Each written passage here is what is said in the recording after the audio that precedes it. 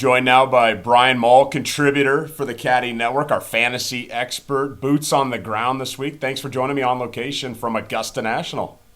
Yeah, glad to be here as always, John, and always enjoy talking to you.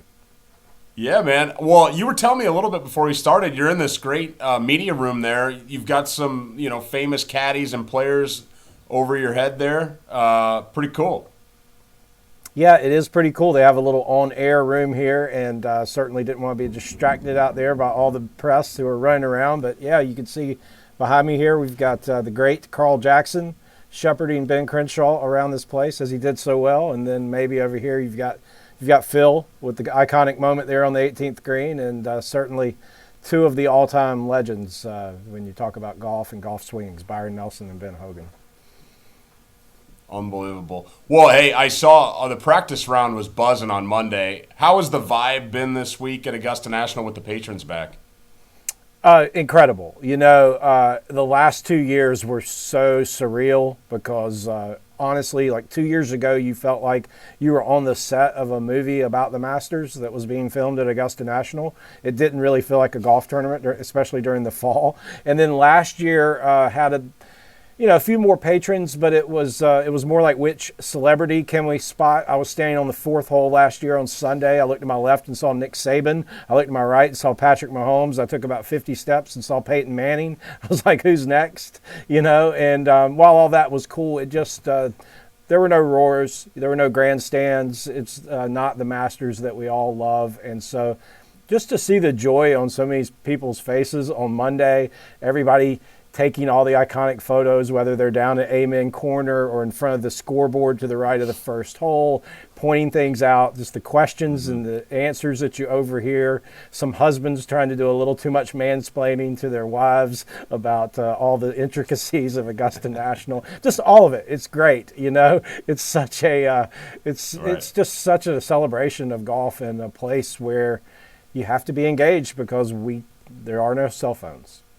Absolutely. Yeah, no, and it's a nice break, I think, too. Let's talk a little bit about the golf course. How do you see it playing come Thursday? It sounded like it was firm on Monday. There's been some rain since. How do you see the course playing? Yeah, it's going to be interesting. The fairways were remarkably firm for a Monday, and the greens even had a little bit of discoloration in spots. Not quite as much as last year, but we had 2.25 inches of rain yesterday. It's raining again right now. There's a couple of storms to the south and west of us that are pretty severe potentially. So hopefully we'll just skirt those. I think the golf course is going to play really long in the morning for those early starters. I mean, it's going to be a lot of golf course. And then as they're not anticipating any more heavy rain after today. I think as the week progresses, it'll really dry out quickly. A lot of wind, a lot of sunshine, and I think it's going to change as this place can, unlike any other place, dramatically from Thursday to Sunday. For sure, yeah, and I want to talk about the conditions a little bit more. I saw on Twitter on your feed that you feel like 281 is a number you threw out there, which is 7 under par. I mean, has a good chance of being the winning score this week. How did you land on that number, and is the general public underestimating the conditions these players are going to face? Yeah, I just think, there's some similarities to 2016, maybe even going back when you look at Saturday to the year that Zach Johnson won, when guys were out there in beanies and ski caps, with temperatures in the 50s and 15 to 20 mile an hour winds. And, I think they're going to be able to get enough firmness in the greens, and certainly if the golf course is playing long, having to hit longer clubs in, the additional length on 11 is real, and not only that, the bailout to the right is much more difficult than it's ever been. So there's going to be a lot of really easy bogeys made there, as you can do at Augusta National. And then Xander Schauffele has some great comments today. I mean, certainly Xander can bomb it out there, but just talking about the challenge, the real risk reward of 15 with that tee box being extended by 20 yards and having to make a decision based on what's probably going to be an into from the left wind, which is no fun for any right-handed golfer. Absolutely, yeah.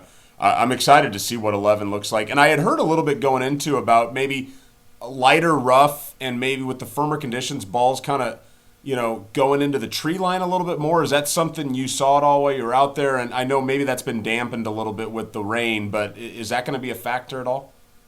They have changed some mowing patterns. Ridley, the chairman, spoke about it today in his press conference that that was their intent, to widen some of the landing areas down to the normal fairway cut and hope that those balls would get away from the players a little bit. I don't know how much of that we'll see tomorrow, but I can see that certainly coming into play over the weekend when it really, we're trying to crown a champion here. Sure. The first cut seems, I think they said or the second cut is 1 3/8, which I think is pretty standard for here, just enough to kind of plant a little bit of doubt. And I've seen some stats where, even though we don't think of Augusta as having much rough, the green and regulation percentage drops dramatically for those who do miss the fairway from like somewhere around 75 to 45. So it matters. As you know, you have to be precise with your distance and your line going into these greens. Right. Yeah, no, that's a great stat there. And for you as a caddy, as someone that's been to a lot of Masters, what's going to be top of mind for caddies out there as they head into this tough test this week? Judging the wind. It's got to be one of the most difficult golf courses in the world to assess the wind. You're in the south, you're in the spring time, you can get a lot of different directions, and really what's so unique to the southeast this time of the year is the gusts. You could be 10 miles an hour 1 minute and have a shot in a club selected, and then you could catch one of those 20, 25 mile an hour gusts. You can play the third hole with the wind going one direction, and then by the time you get on the fourth tee, you're feeling something completely different. I've seen so many players, caddies, veteran caddies and players look up in the sky, look at each other, just shrug their shoulders on that tee box because it's such a difficult place to read it, and it's already, an extremely difficult hole. So I think just being patient and trusting that you're probably not going to get the wind gust right every single time, and just trying to manage that, and where you can keep your ball on land if you do make a mistake, and if something bad happens, who can handle that? Who can recover? Right. Yeah. Well, it sounds like Tiger's going to give it a go. Likely. I mean, there's 1,000 ways this could go for him. He's always challenging what we think is possible. How is he swinging the club? And then, did you watch him play at all on the course? It looks beautiful, the golf swing. It looks as good as I've ever seen him swing. Certainly not over-swinging whatsoever, very much in rhythm, in balance. And the sound of the strike is what we've come to expect from Tiger Woods. The few times that I was on the golf course and close enough, he knocked it on number 8 and 2. With very little problem, which is what we would expect him to be able to do there. And he was certainly getting it out there with Justin Thomas, who is by no means short as it relates to the PGA Tour. So I think he's going to have a solid week. I don't know how his stamina will hold up over the weekend, but I think he's going to get off to a nice start. And the more difficult conditions favor someone like him. Certainly the best in the world ever from 200 yards. Right. I thought that was somewhat of a good break for him too. Maybe just his local knowledge and being able to kind of navigate the short game when he is missing greens. I guess with that in mind, would you be more surprised to see him shoot a pair of 77s and go home, or to be inside the top 10 after Friday? I think he's going to be closer to the top 10. I don't think he came all the way up here and worked as hard as he did to just go through a couple of rounds if he didn't feel like his game was in good shape. And by all accounts and everything, Couples and Thomas, who spent a lot of time with him the last 2 days, have said it's there. It's not like they weren't trying to make any excuses for him. Oh, we're just happy he's out here. It's like, no, this is Tiger Woods, and if his leg can hold up for 4 days, don't be surprised if he makes a mark on this golf tournament. Yeah, well, it'd be awesome to see. I know you were at a lot of the press conferences. What's your favorite press conference moment so far this week? Boy, there's been some good ones.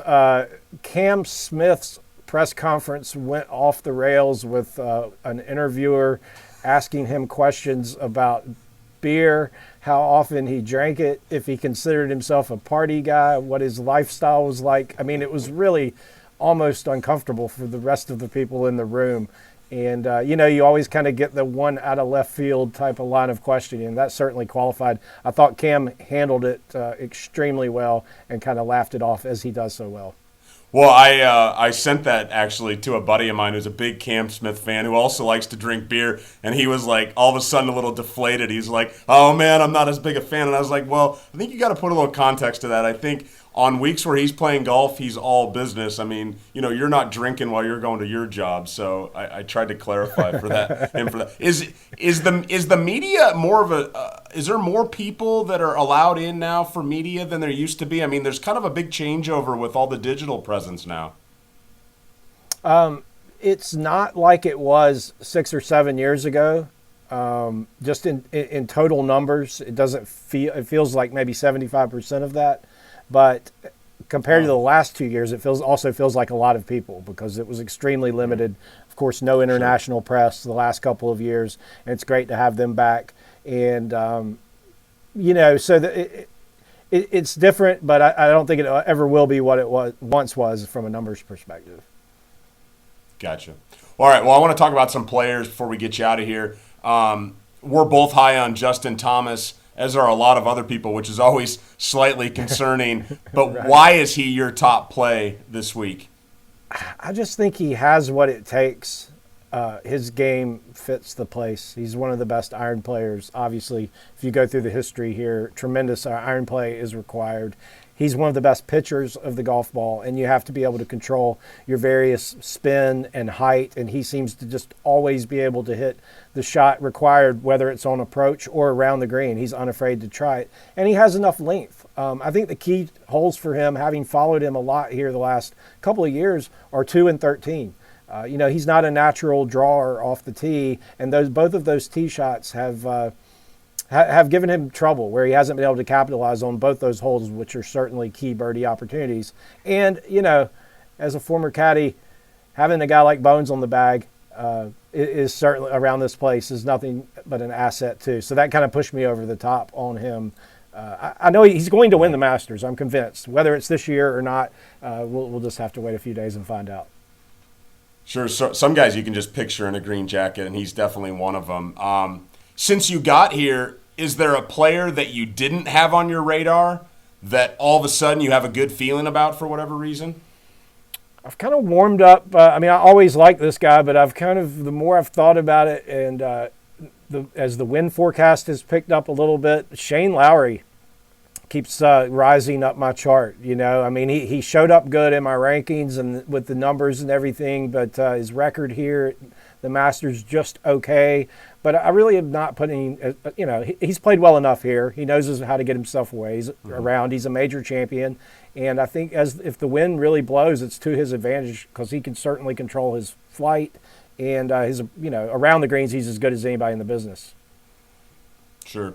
Is there a player you've changed your mind on, either for the good or for the bad? I've warmed up a little bit to Webb Simpson. Webb's a guy who's been struggling, but his comments early in the week, he said his health had not been great, but he's felt good for about a month now, and he feels like his game is heading in the right direction, and he feels like he and Paul have kind of figured this place out for how he needs to play it. And again, Webb's a grinder. If tough conditions, just hanging around par is a good score. I like his chances to be able to do that, and he's got a really good record here the last 4 years. How about a player you had a good gut instinct on coming in, and then since you've seen him, since you've been here, you feel even better about it? Dustin Johnson. I walked a few holes with them early in the week. He was playing with Harold Varner. I was working on a story on Harold, and Dustin looks good, man. The driver is such a weapon for him, and he's really seems to be swinging it nicely. It seems like his backswing is maybe a little bit longer, which tells me his body's feeling good, and he was just letting it rip out there, hitting those bullet fades. And he's probably an underrated wind player because he hits it so solid, but he can certainly hit it a little bit lower than some of the other guys if he needs to. And his record around here, other than missing the cut last year, which was just is exceptional. So I feel like Dustin's been trending a little better than his results. Three more and we'll get you out of here. You mentioned Harold Varner. He's playing in his first Masters. Who's a first-timer that you're high on that you think could make a little noise this week, maybe get that return invite? Cam Young. I think he's made for this place. I've loved him all year long, but I mean, the driver, again, he's an elite driver of the golf ball, and certainly probably takes some confidence from his buddy, his former college teammate, Will Zalatoris, playing so well in his debut last year, proving it can be done.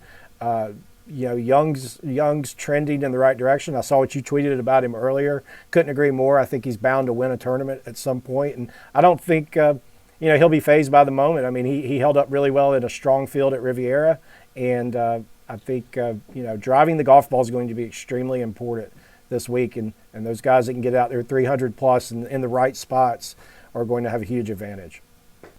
Yeah, I was really impressed with his caddy as well. They seem like just a great, formidable team here for years to come. Who's your favorite dark horse? Maybe you already mentioned him that you honestly think could win this thing. I think Joaquin Niemann can win it. I don't feel as good about it as I did Tuesday morning before the pairings came out. You just never know how somebody's going to respond. I mean, I feel like 80% of the gallery tomorrow is going to be following Tiger's group based on what I saw Monday. I mean, those were the largest crowds I've ever seen here. So if he can handle that, I certainly like the way that he's playing. And, Mark Leishman's another guy a little deeper on the board who he says he's driving it well. That's always kind of the key club for him. And, he's just got the right attitude for these majors, and I think he could make another run up the leaderboard in Augusta. How do you typically cover this tournament once it gets underway? I know you have access to the media room. You can walk the golf course. What's your kind of game plan for a Thursday getting out there?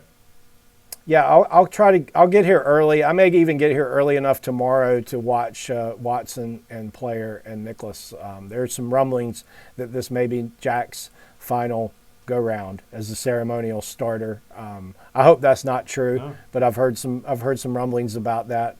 And I like to get out and at least see 9 of the holes on foot, pretty early before it gets to be too much of a madhouse out there. Then come back in for a little bit while, monitor some things on the computer. We have access to everything you could ever possibly want to know. You can go back and replay some shots, and then just kind of play it from there, kind of figure out what I'm going to write about during the day, and just try to turn out something maybe somebody wants to read.